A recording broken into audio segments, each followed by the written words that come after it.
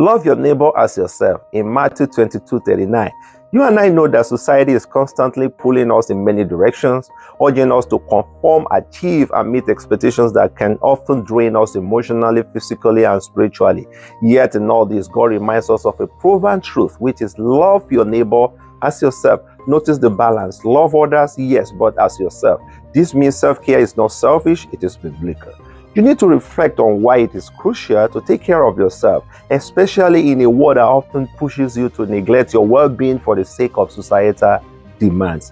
Number one is that the Bible says you are God's temple in 1 Corinthians 6:19. Society may pressure us to overwork, sacrifice rest, and ignore our health, but God calls us to honor the bodies He has given us. Taking care of your physical, mental health is not just wise, it is an act of worship. To respond to this challenge, you need to rest, eat well, exercise, and prioritize your health. Jesus Himself withdrew to quiet places to rest in Mark chapter 6 verse 31. Please follow His example. Second, your purpose matters. Our society often measures worth by achievement, status, or wealth, but your value is rooted in God's purpose for you. You cannot fulfill that purpose if you are constantly drained or overwhelmed by the pressures of others' expectations. To tackle this challenge, make sure that you set boundaries. Learn to say no to things that distract you from God's plan or deplete your energy unnecessarily, and work with people who believe in your days of little beginning. Third, you cannot pour from an empty cup. Taking care of yourself allows you to better care for others. If you are spiritually, emotionally, or physically exhausted, you cannot serve effectively.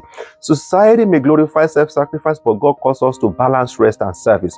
What you can do about this is to spend time with God daily in prayer, read His word, and rest in His presence. This replenishes your soul and prepares you to give to others. 4. God values you, not society's opinion. Proverbs 29:25 says that fear of man will prove to be a snare, but whoever trusts in the Lord is kept safe. Society often pressures us to fit in, even at the expense of our identity and values, but God values you as His unique creation. When you focus on pleasing society, you risk losing yourself. Instead, prioritize God's approval over the world's applause. Respond to this challenge by reflecting on what God says about you in His word. Replace societal pressures with God's truth. Number 5, which is the last one, is loving yourself reflects God's love. 1 John 4:19 says we love because He first loved us. When you take care of yourself, you acknowledge that you are loved and cherished by God. It's not about selfishness, but about stewardship of the life and gift He has entrusted to you. Practical application is invest in personal growth, relationships, and activities that aligns with God's purpose for your life.